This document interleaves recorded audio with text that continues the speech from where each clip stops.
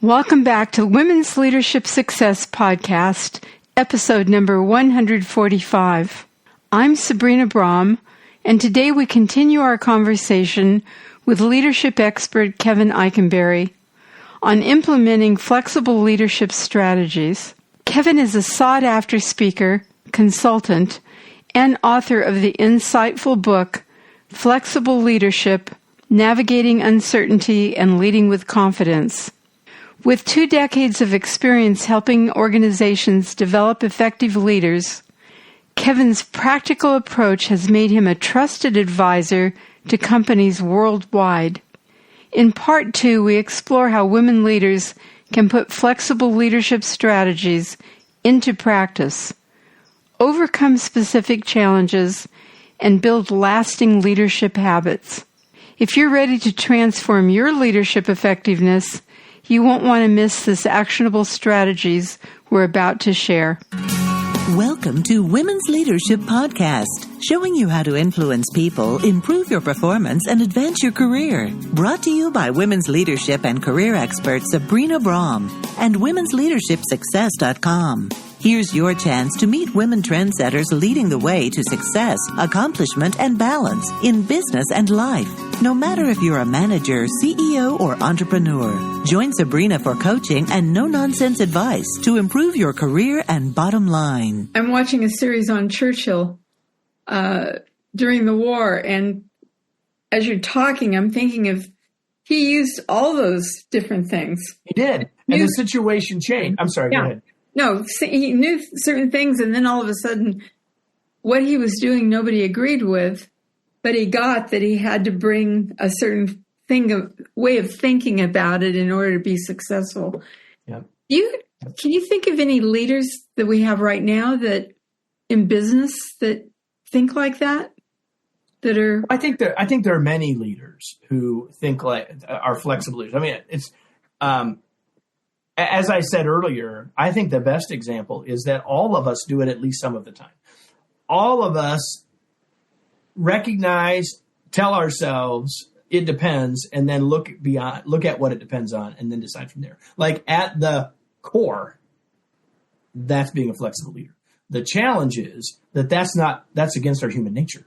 Our human nature is to do what our natural response is, our habit says, right? And so, we can find.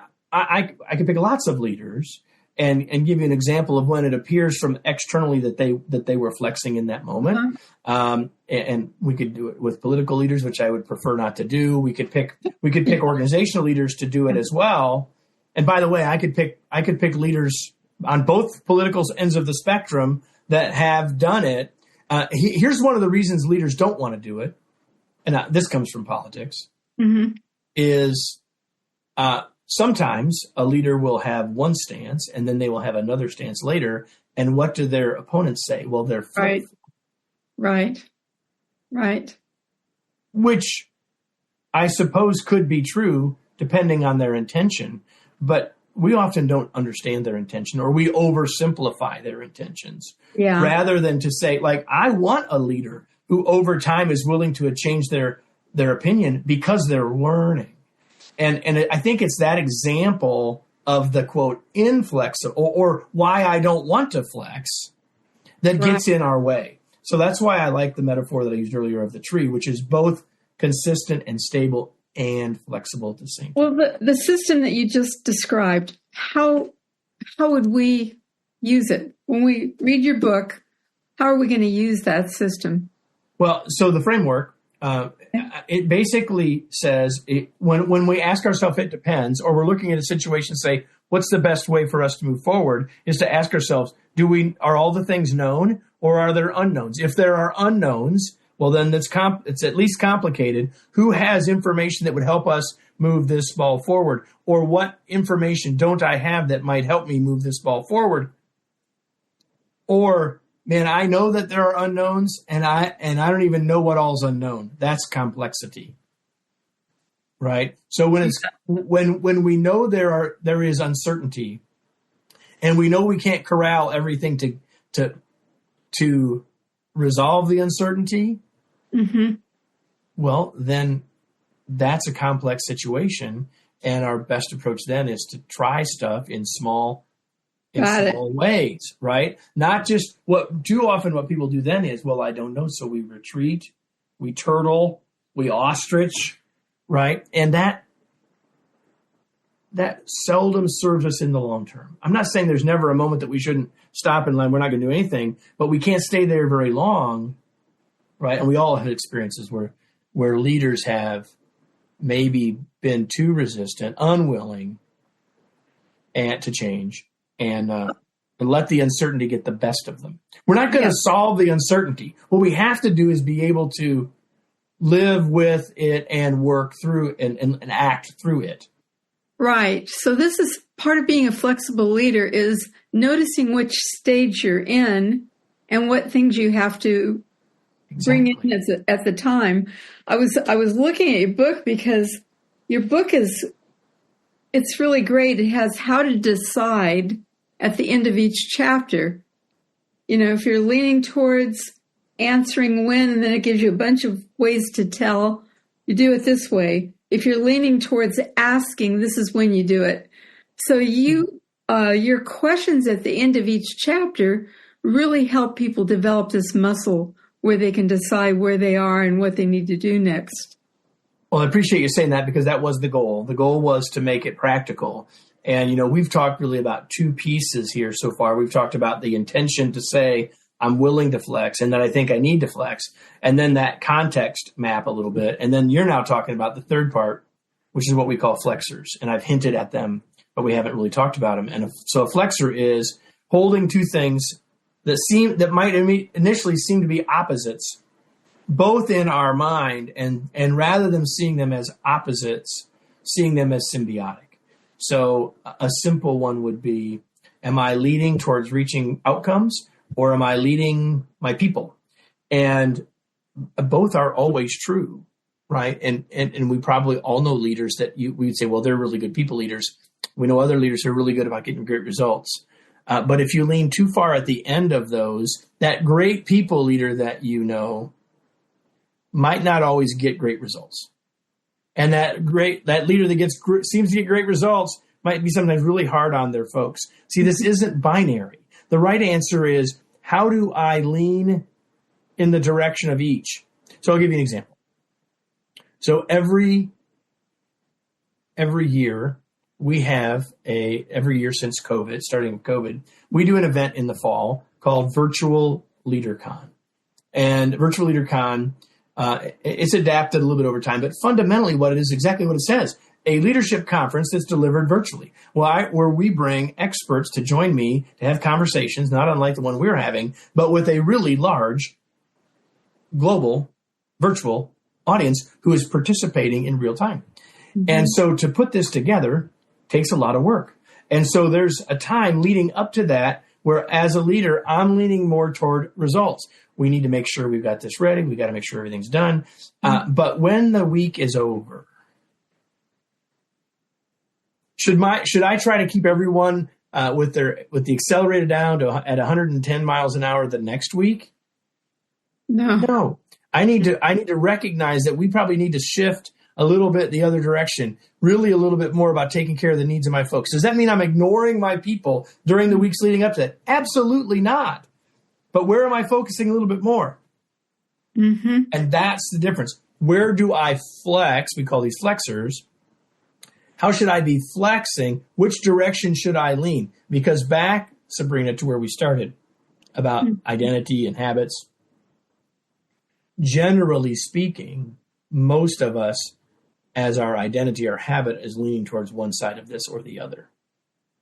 We've taken some assessment that says, well, this is the kind of leader that you are. And the unintended consequence of that is it's locking us into an identity.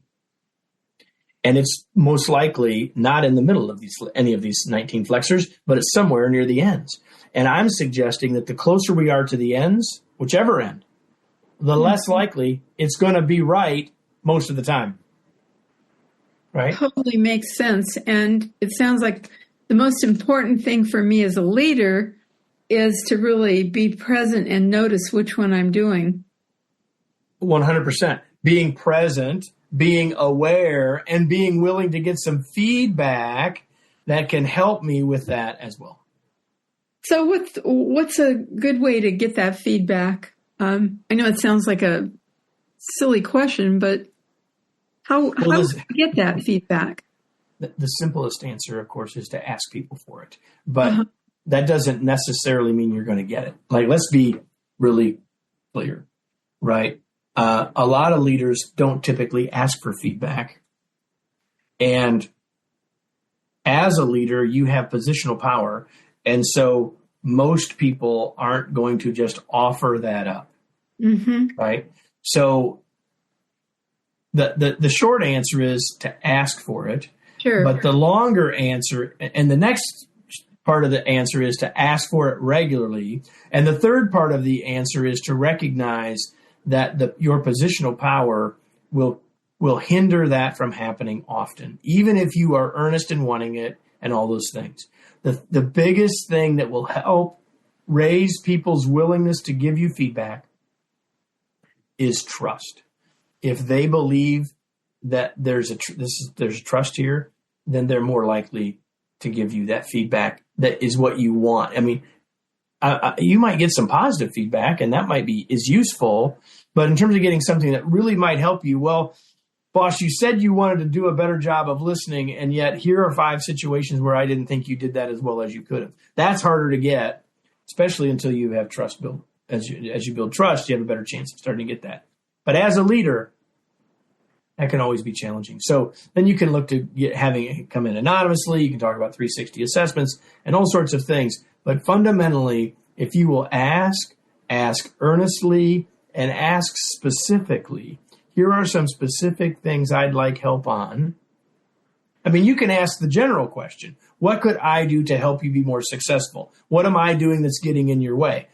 But the more specific you can ask, the better chance you'll have of getting something specific and useful in return. Yeah, that makes a lot of sense. So I wrote this question down, but it's how do we make sense of the world so we can act on it? Well, that's where I would say the Kevin framework can hopefully help us. And I think that's one of the things that hopefully I'm bringing to the world here is to use the Kevin framework, not just for big things, but for everyday situations. And so it is a sense-making framework. And I believe that as you work with it and play with it, and as you read the book, which you're all going to go buy, right? As you read that and have that as a handbook for yourself, I think you'll find it to be very helpful. Yeah, I hope they buy the book. And if they don't get the book right away, I suggest you go to LinkedIn and and I'll also put it in the show notes, you get Kevin's newsletter because it's got a lot of really good information that will help you along these lines. Well, I appreciate that. Thank you. We've in the leading up to the launch of the book, and now in the weeks that are following that, and of course, you all could be listening to this anytime in the future. I wrote a lot of things sort of very directly related to the ideas that we've been talking about and in flexible leadership. But that newsletter is not going anywhere. I'll be continuing to write it for a long time in the future. And so hopefully there'll always be things of value to you as a leader there. And it's a quick read. It's less than a 5-minute read, but it's got really good stuff in it. What's the best way to think about change? The best way to first of all of us have a lot of thoughts and feelings about change all the time. So first of all, it's not just about what we think about change, it's how we feel about change. Because there's always an emotional component to it, positive or negative.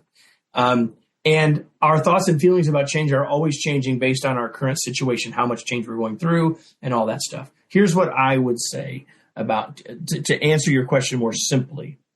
The most effective way for us to think about change is to realize that it's naturally going to happen, and we should look at it from that perspective. And I am not suggesting that you have to like every change or accept every change. But I think that if you will start with an open enough mind to say, what's in here for me or for us? How could this change help us? Or given that we have a situation where we need to change, what's the most effective change for us to make?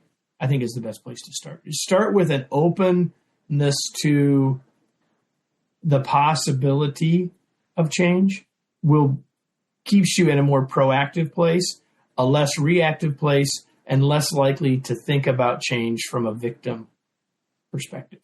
Yeah, and I think also just being present, because if you're present, all of the things we're talking about is like you're 100%. Thinking in your head about something. But if you're just totally present, then you have the opportunity to see what the possibilities are. Because often what happens in change, you're exactly right. Because often what happens in change is we immediately go, spaghetti-o, and we go into resistance mode, right? But if we just stay present and say, okay, what am I noticing? What am I feeling? What am I sensing? What do I see here? Take a breath, and we put ourselves in a much better position to move forward, for sure. So what's the mind? How do we develop this mindset?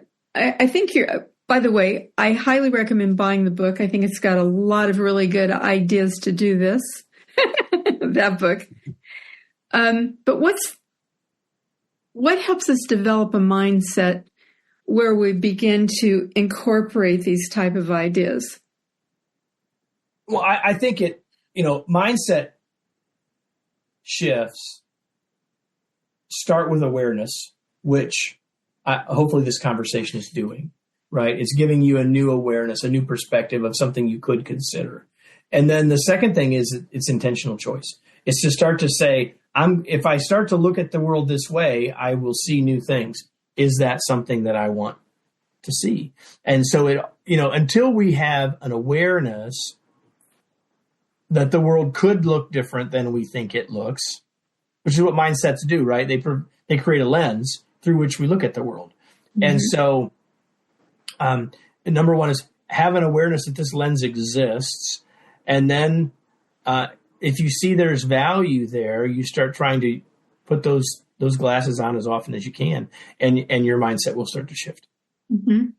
I think also it's noticing your emotions, because if it feels awful, if your throat is tight, if you feel pissed off, if things aren't working, that tells you that making a shift in how you're thinking is a good place to start to making these things change in your life. 100%.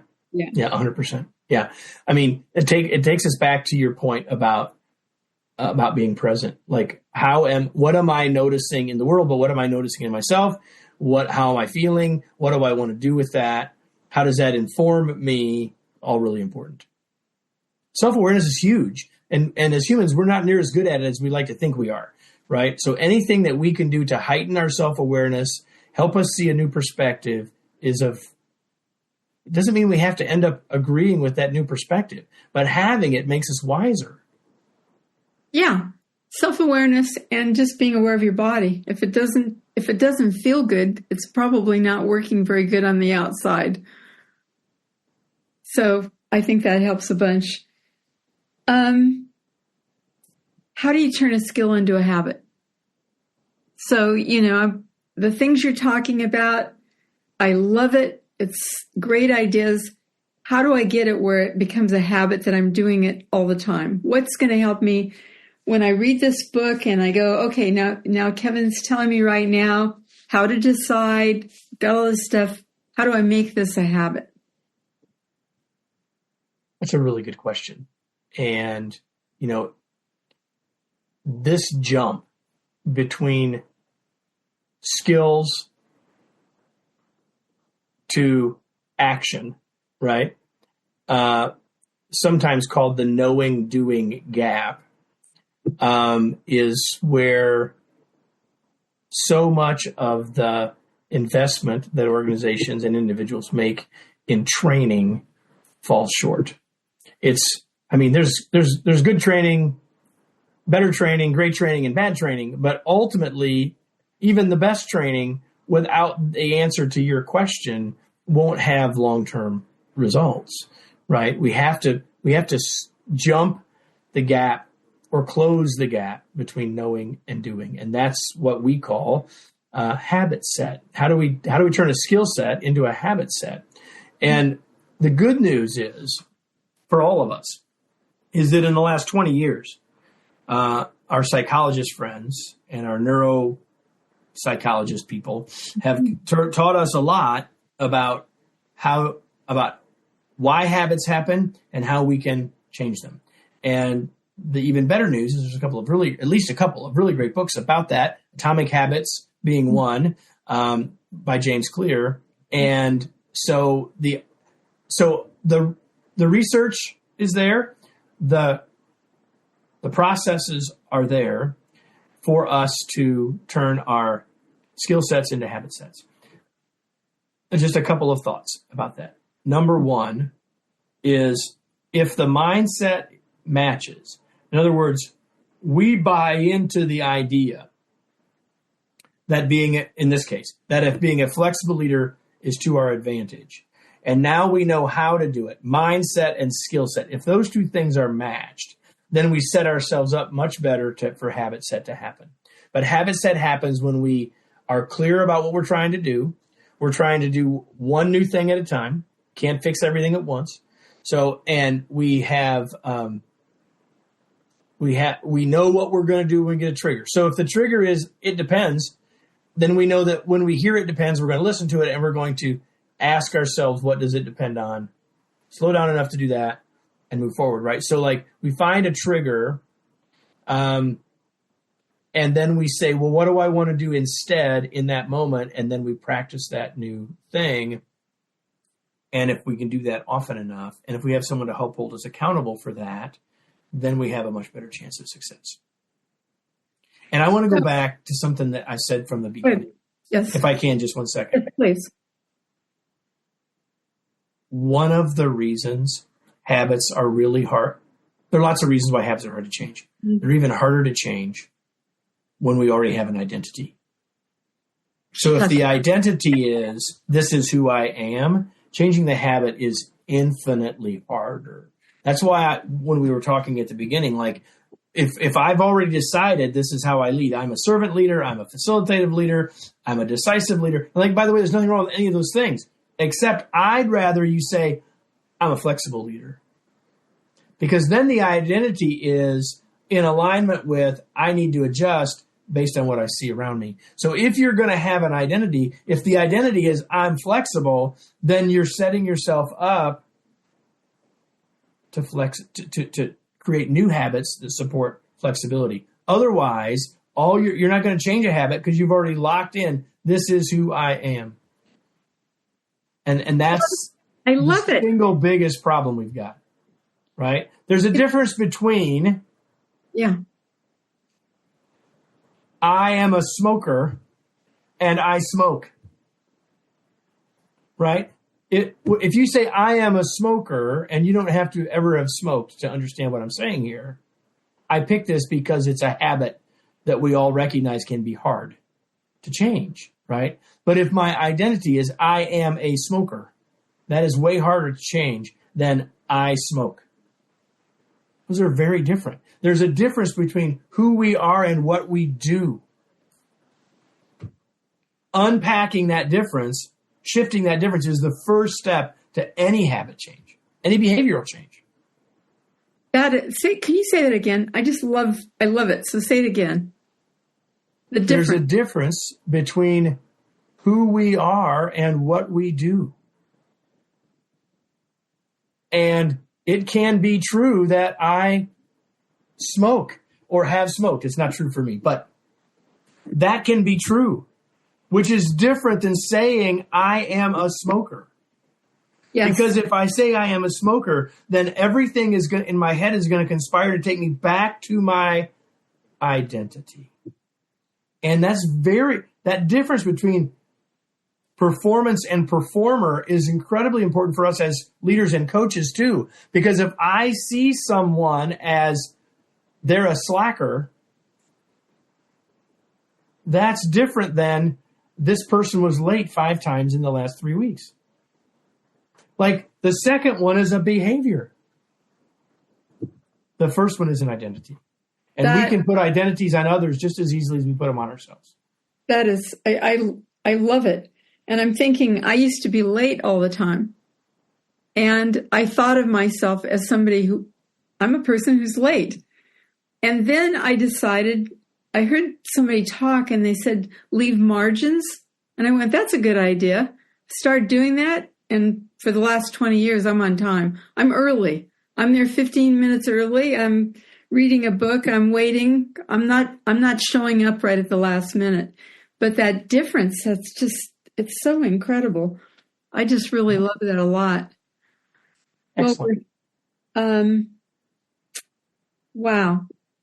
Also, I'm a flexible leader. I'm thinking I'm going to write that out and put it on my computer as an affirmation. It seems like as changing a habit, just reading it several times during the day. I am a flexible leader. It feels like that reminds me of this new habit I want to develop. I was just we're going to be exhibiting at a conference in a few weeks. I was just looking right before this. I was looking at some of the stuff we're going to give out, and one of the things we're going to give out is the little thing. You've all been at a conference, and there's little things that you put underneath the badge. They say conference co-chair, or they say whatever, 10-year member, or whatever they say. Well, we're going to give one out that says I am a flexible leader, and my thinking that I'm going to do now is I'm going to say, everybody, when you take this home, don't just throw your badge away. Pull that one back off. Put tape on the other side of it and put it somewhere where you can read it. Because that affirmation, there's nothing. We've already said now that identity is incredibly powerful. So the question is, make sure that the things we identify ourselves as are the things that serve us best. Right? I love it. I am early, or I am a flexible leader. I'm a flexible leader. That's just absolutely wonderful. Any closing thoughts? Anything that we didn't say that you want to say? Well, first of all, thank you for having me, and it's been a pleasure to spend time with you. Obviously, we've known each other for a long time, but we haven't seen each other in a very long time. So It's a pleasure to have this conversation. I think we've covered a lot of ground, and so for all of you listening, if you enjoyed this, if you saw value in what we talked about, we'd certainly love for you to get a copy of the book. You can go to anywhere you buy books, of course, or you can go to kevineikenberry.com/flexible, where you can learn more about the book, get a sample chapter and more. But Sabrina, before we go, I have one other gift. I have a gift for everybody. Okay. No strings attached, really, everybody. If you go to kevineikenberry.com/gift, GIFT, what we have there is, you mentioned remarkable masterclasses. I have a masterclass that we created about building our confidence in the confidence of others. And I would like to give that to all of you who are listening. All you've got to do is go there and register so you can get access to it for free. We sell it all the time, but you get it for free. Just go to kevineikenberry.com/gift. Beautiful. What a sweet thing to do. Thank you. And I'm definitely going to do it myself. Could they also sign up for the newsletter there? Yeah, if you do that, you're going to get access to find out about the newsletters. But if you don't want the other stuff, you just want newsletters, kevineikenberry.com/newsletters, plural. Okay. Or go find me on LinkedIn. Yep. Okay. Well, thank you so much for being on the show. I really, really appreciate it. And it's my pleasure. Have a great day. And I'm a flexible leader. Thank you for tuning in. If you found value today, please subscribe and leave a review to help other leaders discover these insights. For weekly advancement strategies, subscribe to the Missing Leadership Link, my 5-minute newsletter delivering tactics top executives use to increase visibility and command respect in meetings. Find it at sabrinabrom.com/Missing Leadership Link. Would you like to advance your career faster? Coaching with me will help. Contact me at sabrina@sabrinabrom.com about coaching or joining my exclusive Impact Executive Leadership Mastermind. Follow me on LinkedIn for daily leadership tips. Just search Sabrina Brom Executive Leadership Coach. Until next time, keep elevating your presence and advancing your career. Thank you for joining your host, Sabrina Brom, on another Women's Leadership Podcast. If you have questions or comments, you can email her at sabrina@sabrinabrom.com. Since 1989, Sabrina and her team have helped hundreds of women managers, business leaders, and entrepreneurs with valuable trainings, articles, books, and executive coaching. For additional tips, interviews, and free access to Great Leaders Today mini course, visit www.womensleadershipsuccess.com.